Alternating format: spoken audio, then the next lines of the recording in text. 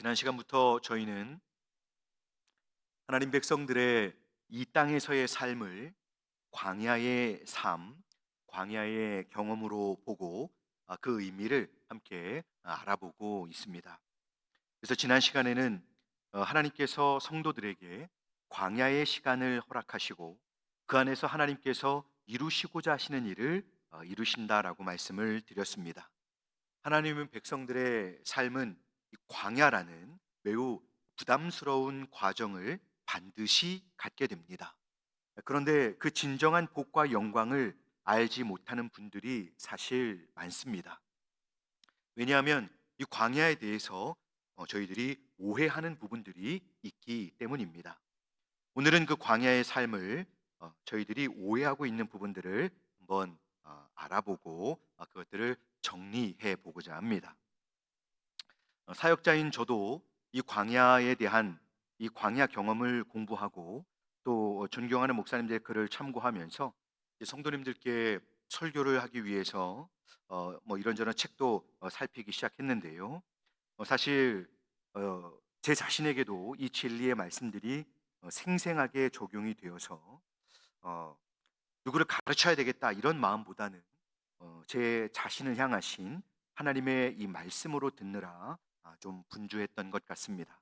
비록 제가 말씀을 전하고는 있지만 저와 여러분들 모두가 사실 같은 말씀, 같은 마음으로 이 말씀 앞에 있다라는 사실을 저희가 꼭 기억하고 저희가 이 말씀이 광야에 대한 말씀이 사실 저희들에게 조금 어렵고 어떨 때는 좀 무관심하게 아무런 이 감동 없이 이것은 나와 상관없을 것이다라고 생각하지 마시고 잘 지내다가 어느 순간에 이 말씀이 생명처럼 여겨질 때가 있을 것입니다. 그래서 이 말씀을 한번 들어보시고 이 말씀 안에서 저희가 하나님의 은혜와 또 인도하심을 함께 이렇게 경험할 수 있게 되기를 간절히 소망합니다. 사실 오늘 이 자리에 오신 성도님들 중에는 제가 알지 못하고 또 제가 공감해 드릴 수 없을 만큼 깊은 상함과 아픔이 있는 분들도 계시리라고 생각합니다. 그래서 저는 이 시간 어, 저희들이 이 말씀을 같이 이 시간 묵상을 하면서 함께 믿음의 여정을 걸어가면서 경험하게 되는 아주 경험적인 내용을 우리가 다루게 되는 것이니만큼 저희 모두의 이 마음을 제한 없이 열고 그리고 또 제 자신 저희 자신만을 너무 이렇게 바라보는 것이 아니라 변함없이 한결같이 저희를 사랑하시고 인도하시는 그 하나님 앞에 함께 나아가서 그 하나님을 좀 우리가 집중하고 하나님을 더 의지하게 되시기를 간절히 소원합니다. 지난 시간에 이 광야에 대해서 이렇게 설명을 드리면서 이 광야의 복에 대해서 말씀하신 분이 있다라고 한번 설명을 드렸습니다. 저희가 광야라는 말을 사용하는 것은 이전에 출애굽을 하던 과정에서 또한 하나님 백성들의 이 고난의 기록들을 통해서 하나님의 특별한 임재와 인도하심을 경험했기 때문에 사용하는 표현입니다. 이 고통스러운 과정을 겪는 시간을 광야라고 성경은 말씀하고 있는데요. 어떻게 이 광야가 바로 복을 누리는 시간이 될 수 있을까요? 그것은 바로 이 광야가 정말 단순히 힘들고 고통스러운 것을 넘어서서 하나님께서 뜻하신 어떤 이 영적인 의미를 가지고 있기 때문에 그렇습니다. 그래서 그 목사님은 이 하나님께서 뜻하신 바 영적인 의미를 가지고 있고 그 안에서 하나님께서 우리에게 복으로서 누리게 하실 만한 일들이 이루어지기 때문에 이 광야에 복이 있다. 광야의 복을 누림이라는 의미로 이 설교를 광야의 복 설교를 하셨던 것입니다. 그러니까 성경에서 광야는 단순히 지리적으로 또 이 공간적인 의미를 넘어서서 신학적이고 영적일 뿐만 아니라 오늘 저희의 삶 자체를 말씀하고 있다는 것입니다. 그래서 이 광야는 실제로 성도들이 하나님의 임재 가운데서 사는 삶이며 하나님이 주고 싶어 하시는 그 영적인 복, 신령한 복과 아주 긴밀한 관련이 있다는 것입니다. 자, 저는 요즘 이제 여름 사역을 앞두고 청소년부 여름 수련회에서 이렇게 설교하신 목사님들의 그 강사 목사님들의 영상도 조금씩 찾아보고 있습니다. 그런데 특별히 시간이 조금 지난 영상들이 제 눈에 계속 들어오고 있습니다. 근데 그 목사님들의 이 공통적인 외침이 무엇이었냐면 이 기복 신앙을 주의하라는 것이었습니다. 한국 교회가 은혜를 받는 그 이전의 상황과 또 한국 사회가 여러모로 성장하는 시기가 한번 맞물렸었습니다. 그래서 저희 나라가 막 발전할 때 한국 교회도 함께 성장하면서, 그래서 마치 하나님께 복을 받는 것이 돈을 많이 벌게 되고 좋은 학교를 가고 출세를 하는 것처럼 보여지는 상황이 되었던 것입니다. 그러다 보니까 사람들이 예수님을 믿는 이 참된 신앙을 갖는 과정에서 이 광야라고 할 만한 고통스러운 상황을 만나게 될 때 그것은 하나님께 복을 받지 못하는 상황처럼 보여졌다는 것입니다. 그래서 사람들이 이런 고통스러운 상황을 만날 때 성경적인 이 신앙의 반응보다는 이거 하나님을 잘못 믿어서 내가 복을 못 받는 거 아닌가? 왜 내 삶은 자꾸 이렇게 고난의 연속인 것이지? 이런 반응을 갖는 일이 있었다는 것입니다. 좋은 학교에 진학하고 고통스러운 일들이 없이 세상에서 승승장구하면, 사람들이 부러워할 만한 상황이 주어지면 특별히 이 복을 받은 것처럼 자만하고 더 감사하고 자랑하게 되었던 것입니다. 반면 주님을 믿고 의지하지만 계속적으로 고통스러운 상황들만 생기면 그 성도님은 자신에게 있어서 내가 신앙을 잘못 갖고 있는 것인가? 아니면 하나님은 또 이 기독교 신앙은 나한테 불필요한 것인가? 이렇게 자신을 불행하게 만드는 존재로 자꾸 이렇게 오해하게 되는 일들이 있어 왔습니다. 그래서 많은 진실한 사역자들은 이 청소년 이 수련회 때 그 학생들에게 너희들 예수님 잘 믿으면 좋은 대학 가고 예쁜 사람하고 결혼하고 또 돈도 많이 벌게 되고 건강하게 될 것이고, 이런 것으로 학생들에게 말하는 것이 아니라 신실한 이 목사님들은 참된 복음, 먼저 구원을 받아야 된다라는 것과 하나님 안에서의 진정한 복과 영광은 구원을 받고 하나님을 위하여 살되 고난을 통해서 더욱 온전해지며 하나님을 통해 이 세상의 성공을 추구하는 유혹을 이기라라고 이렇게 외쳤던 것입니다. 자, 그래서 그 목사님들의 설교를 들으면서 과연 우리 자녀 세대들에게 어떤 복음이 가장 적절하게 선포되어져야 될까? 이런 고민도 함께 해보게 되었습니다. 자, 또 오늘 본문도 이스라엘 백성들이 지나온 40년의 세월을 통해서 하나님께서 뜻하신 것이 무엇인지를 하나님의 종 모세를 통해 전해준 말씀입니다. 신명기는 이제 여러분들이 잘 알고 계시듯이 모세의 유언으로 이제 모세가 지난 시간을 돌아보면서 이제 가나안 땅에 들어가게 될 백성들이 어떻게 그 새로운 땅에서 살아야 될지를 선포한, 가르쳐준 내용입니다. 사실 광야라는 내용을 실제로 경험하는 사람들에게는 매우 괴롭고 힘든 시간임을 저희는 잘 알고 있습니다. 여러분, 늘 말씀드리지만 이, 이 고통이 가볍거나 쉬운 고통은 없습니다.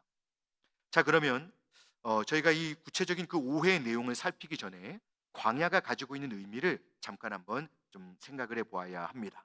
이 광야가 가지고 있는 의미는 두 가지가 있습니다. 넓은 의미의 그 내용이 있고 좁은 의미의 이 내용이 있습니다. 먼저 이 좁은 의미의 광야 경험은 무엇일까요? 네, 맞습니다. 당연히 하나님께서 저희 삶 가운데 영혼의 유익을 얻도록 하기 위해서 순간순간 필요에 따라서 허락해 주시는 시련과 고통의 시기입니다. 그리고 넓은 의미의 광야 경험은 광야를 성도의 전 삶이요 또 구원의 전 과정으로 이해하는 것입니다. 제가 지난 시간에 이것을 말씀을 드렸었습니다.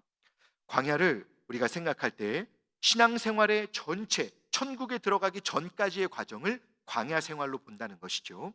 그래서 이 넓은 의미의 광야 경험 또 좁은 의미의 광야 경험이 사실 성도님들에게 계속 있습니다.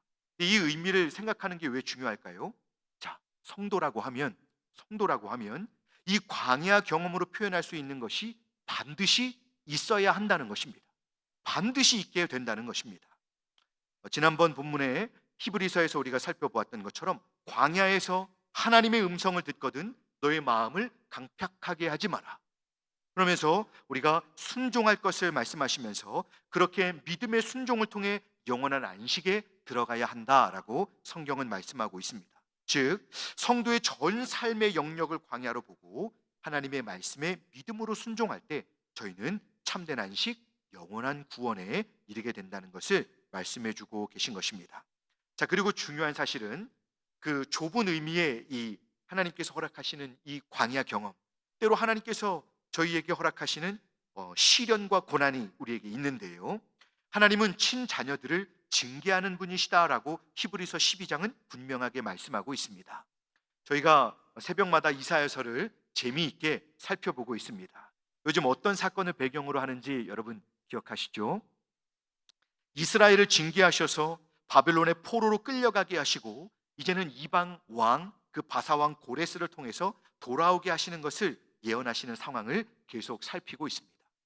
하나님 백성들이 바벨론으로 끌려갈 때 여러분 어땠는지 아시죠? 예루살렘이 초토화됐습니다. 성전이 완전히 파괴됐습니다. 그리고 하나님 백성들이 바벨론으로 노예로 포로로 끌려가게 되었습니다. 하나님의 징계는 이렇게 무섭습니다. 하나님은 하나님 백성들을 바르게 하시는 데 있어서 하나님은 아주 엄한 분이십니다. 자, 이렇게 단기적으로든 아니면 구원의 전 영역으로든 성도라면, 하나님의 자녀라면 반드시 광야의 삶을 통해서 하나님의 직접적인 돌봄과 양육을 받게 되는 것입니다. 성도라면 반드시 이 광야의 경험이 있게 된다는 것입니다. 즉 여러분, 성도로서 신앙생활을 할 때 만나게 되는 고난과 시련, 그래서 때로는 내가 정말 복을 받지 못한 사람인가라는, 내가 버림받은 사람인가라는 생각이 들 만큼 내가 힘든 시간을 만날 때 여러분, 그것은 신앙생활을 잘못하는 것이 아닙니다. 자, 여러분 이것을 꼭 기억하시기 바랍니다. 그러나 예수님을 믿는데 이런 시련과 고난, 하나님을 의지하지 않으면 죽을 것 같은 그런 시간이 내게 없다, 그러면 고민하셔야 합니다. 그 사람은 하나님의 자녀가 아닐 수 있습니다. 자, 오늘 본문에 이 출애굽을 해서 광야를 40년간 지나던 하나님의 백성들은 하나님께서 그들에게 이 광야 생활을 허락하신 이 넓은 의미의 광야, 또 좁은 의미의 광야를 그 진정한 의미를 잘 모르고 있었습니다. 애굽에서 종살이를 하던 사람들이 이제는 가나안 땅으로 들어가게 되면 거룩한 하나님의 백성으로서 어떻게 살아야 하는지를 온전히 알게 하여 주시고자 광야 생활을 허락하신 것입니다. 부정적인 부분들을 고치시고 또 더 나아가서 적극적으로 거룩한 부분들을 취할 수 있도록 더 성숙한 하나님 백성들을 만들어 주시고자 이 광야 생활을 허락해 주신 것입니다. 하지만 이 하나님의 선하신 의도를 모르는 이스라엘 백성들은 광야 생활을 자신들의 힘으로 벗어나고자 노력을 했었습니다. 때로 하나님 앞에 이 부정적인 모습들을 보이기도 했죠. 그러다가 기간만 더 늘어나게 되었습니다. 자, 오늘은 이 광야에 대해서 저희들이 이 이스라엘 백성들처럼 하나님께서 성도에게 마땅히 선한 의도로 주시는 광야 생활에 대해서 잘못 오해하여서 이 하나님께서 우리에게 주고자 하시는 은혜를 못 누리게 되는 경우가 있는데요. 그래서 이 저희들이 오해하는 부분 3가지만 한번 여러분들에게 소개를 해보고자 합니다. 첫째는 이 광야는 하나님의 저주와 심판의 장소가 아니다라는 것입니다. 성도가 신앙생활을 하다가 이 고난의 상황을 만나게 되면 첫 번째 오는 이 오해는 이 광야 경험이 하나님이 내게 저주와 심판을 내리시는 것이다 라고 생각할 때가 있다는 겁니다. 평소에는 모르다가 갑자기 고난의 상황이 생기면 그렇다는 것이죠. 내가 하나님 이렇게 열심히 신앙생활을 했고 비록 사람들의 눈에 잘 띄진 않았지만 제가 동문교회를 얼마나 잘 섬겼는지 웬만한 사람들은 알고 있거든요, 하나님. 그런데 제가 뭘 그렇게 잘못했습니까? 라고 하나님께 물을 만큼 이 마음이 어려운 상황들이 생길 수 있다는 것이죠. 이스라엘 백성들도 그랬습니다. 출애굽을 하고 보니까 이 참 너무 힘들고 이 고통스러운 시간을 만나게 되잖아요. 그러니까 하나님께 이렇게 말하는 것입니다. 왜 이곳으로 저희를 데려오셨습니까? 애굽에는 저희를 장사 지낼 매장지가 없어서 저희를 이곳에 데려오셔서 지금 죽게 하시는 건가요? 이렇게 불평을 했던 것입니다. 여러분, 이것은 철저하게 오해입니다. 잠시 지나는 광야의 그 어려운 환경과 고통만을 보고 성도들이 오해하는 것입니다. 광야는 오늘 신명기 8장에서 하나님께서 그들의 마음을 헤아려 보시고 그들로 하여금 중요한 영적 준비를 시켜주시기 위한 특별한 과정이자 특별한 장소임을 믿으시기 바랍니다. 물론 당장 그 고통만 보면 사실 그렇습니다만, 그 광야의 상황으로 하나님께서 데려오신 것을 부인할 수는 없지만 그 고통이 끝이 아님을 저희는 기억해야 합니다. 저희는 성경을 통해서 이 광야에서 하나님은 계속해서 선한 회복과 구원의 길로 계속적으로 인도하신다는 것을 믿을 수 있어야 합니다. 그 하나님을 믿을 때 성도는 그 고통 속에서도 인내할 수 있고, 또 그 모든 어려운 상황이 벌어진 것을 감당할 수 있는 것이지, 이 오해를 벗어나지 못하면 하나님께서 나에게 저주를 내리시는 것인가? 하나님 날 이렇게 심판하시는 것인가? 라고 생각하면, 그리고 그 오해를 벗어나지 못하면 정말로 그 상황은 본인에게 저주가 되어버리고 마는 것입니다. 여러분, 하나님은 성도를 향해서 그런 의도를 가지고 저주나 심판을 내리시는 분이 아니심을 꼭 기억하시기를 바랍니다. 자, 두 번째 오해는 이것입니다. 광야는 버려지는 장소가 아니라는 것이죠. 성도가 신앙생활 속에서 고난과 고통의 시간을 만나게 되면 하나님께서 저희들을 돌보시지 않는다라고 오해하는 일이 있습니다. 저희를 버려두시는 것, 방치해 두시는 것 같이 느껴질 때가 있다는 것입니다. 이제 하나님은 내 기도를 안 들어주시는 건가? 오늘도 목사님은 기도를 들으시는 하나님을 찬양하고 설교하셨는데, 이렇게 어렵고 힘든 상황 속에서 이제 진정 내 기도를 안 들어주시는 건가? 내 상황은 알고 계신 건가? 라고 의심을 싹 틔우면서 감사와 기쁨은 쉽게 잊어버리고 믿음의 인내심마저 바닥나게 되는 상황이 있을 수 있다는 것입니다. 하나님께서 마치 저희를 고통 중에 방치하시고 전혀 돌아보지 않는 것 같이 느껴질 때가 있을 수 있습니다. 여러분, 그때는 그런 생각이 나를 확 밀고 들어올 때 그것은 오해라고 여러분 분명히 이렇게 분별하실 수 있어야 합니다. 하나님은 결코 저와 여러분들을 버리시거나 방치하지 않으십니다. 계속적으로 저희를 돌보시고 인도하심을 믿으시기 바랍니다. 오늘 본문의 3절과 4절을 다시 한번 우리 읽어보겠습니다. 우리 한번 화면을 통해서 같이 읽어보겠습니다. 3절과 4절 한번 읽어볼까요? 시작. 너를 낮추시며 너를 줄이게 하시며.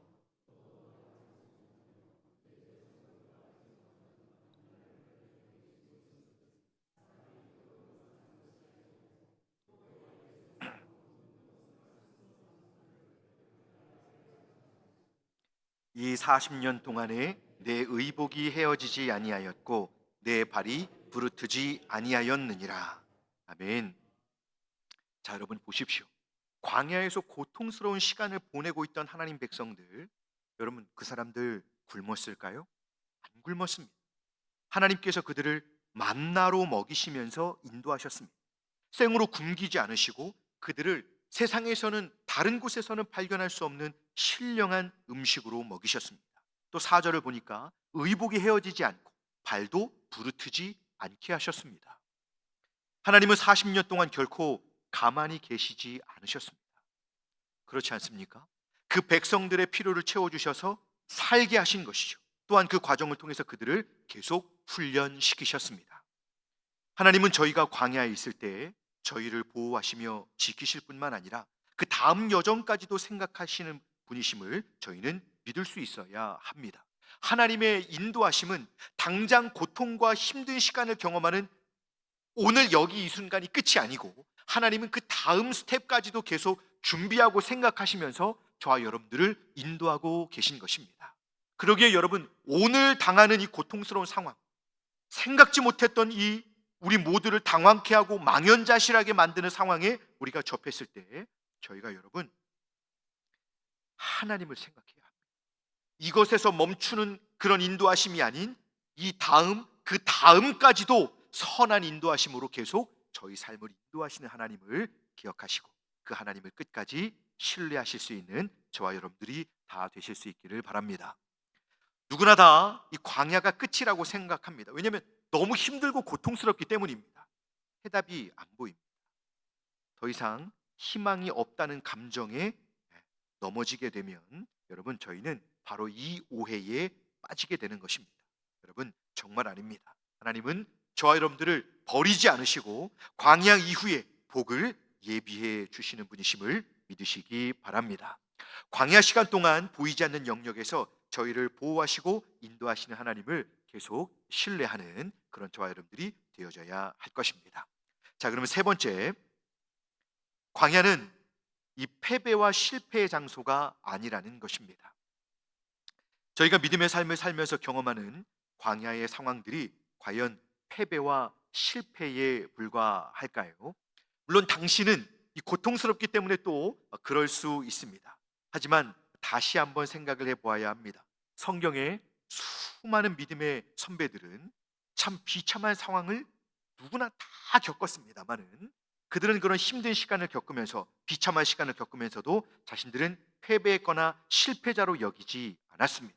오히려 그 어려운 상황들을 통해서 하나님을 깊이 경험하고 자신들을 통해 하나님이 드러나고 그리스도가 전해지기를 원했던 것입니다. 다윗이 광야 생활 동안 그러했고 세례 요한은 광야에서 대부분의 시간을 보낼 때 여러분 메뚜기와 석청을 먹으면서 그렇게 보냈습니다.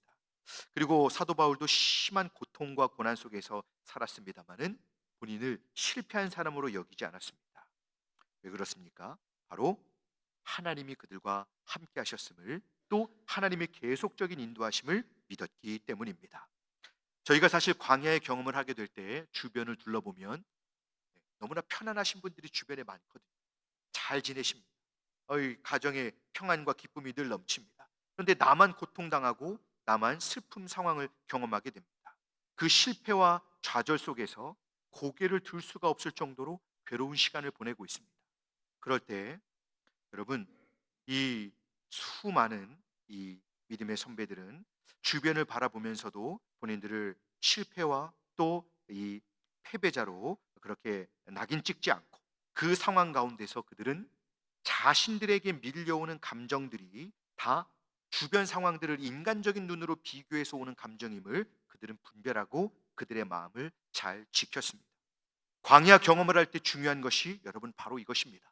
감정에 우리가 함몰돼서는 안 된다는 것입니다.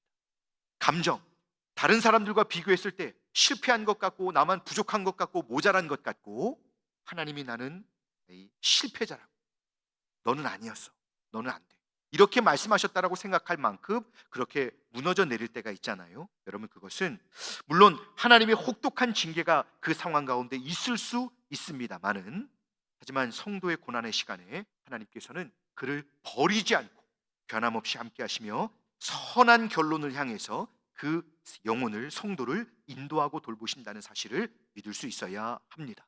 감정의 요동함에 성도들은 휩쓸리지 말아야 합니다. 어떨 때 힘든 상황이 되면 교회 가기도 싫습니다. 전화하시는 목사님도 싫고 목사님을 보기도 싫습니다. 설교를 듣는 건 더 싫고 성도들의 걱정 어린 염려와 인사도 싫습니다. 근데 여러분, 그럴 수 있습니다. 혹시 여러분 정말 그래 보셨습니까? 저는 그런 경험이 있습니다. 그래서 목사님이 전화하시면 전화기를 그냥 내버려 두고 나중에 끊어졌네 뭐 이렇게 말할 때가 있습니다. 일부러 안 받은 것이죠. 왜냐하면 받을 용기가 없기 때문에. 동문교회 와서는 그래 본 적이 없습니다. 여러분, 이렇게 마음이 힘들 때가 있습니다. 여러분, 정말 마음이 힘들 때가 있어요.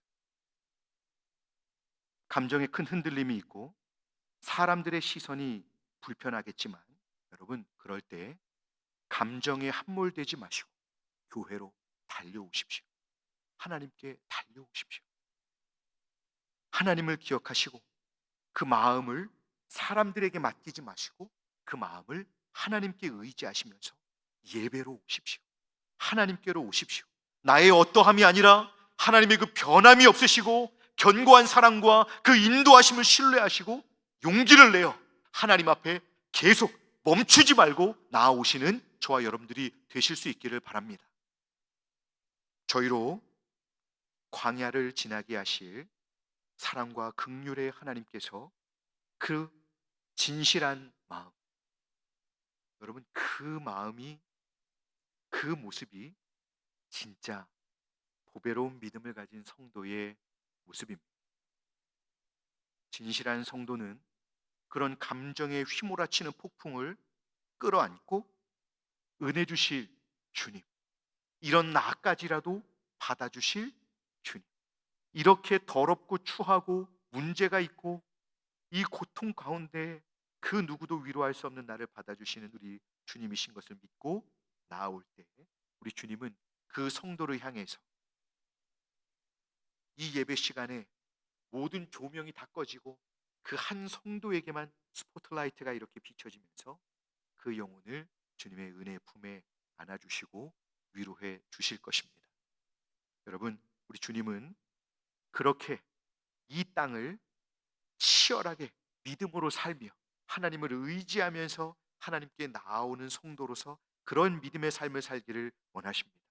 라기는 저희 모두의 이 감정이 무너졌을 그때 은혜롭고 변함없이 우리를 사랑하시며 사랑과 긍휼로 인도하신 하나님을 기억하고 하나님의 은혜 보좌 앞에 달려 나아오시는 저와 여러분들이 되실 수 있기를 바랍니다.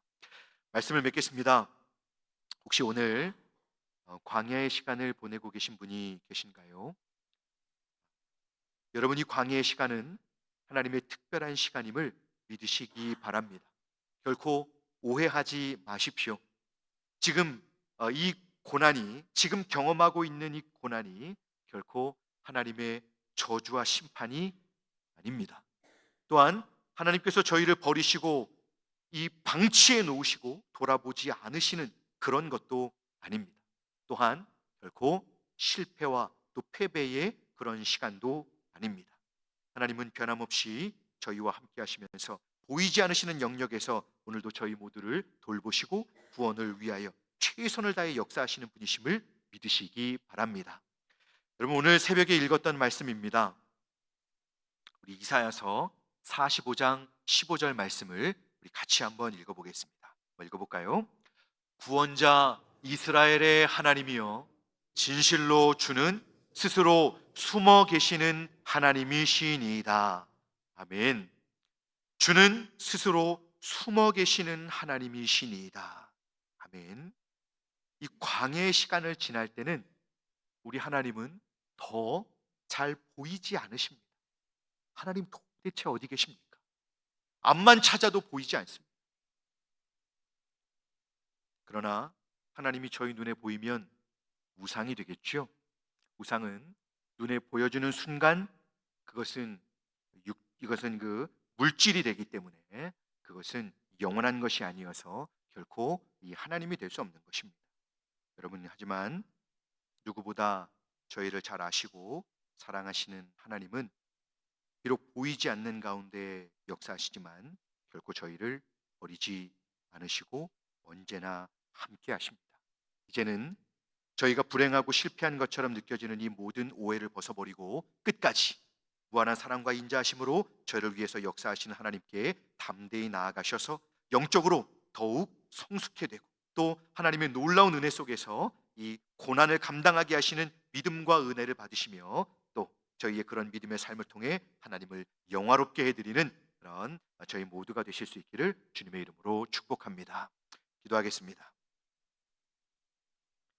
은혜로우신 하나님 아버지, 고난과 고통 속에 함몰되어 변함이 없으신 하나님을 볼 수 없을 때 저희는 쉽게 하나님을 오해했습니다.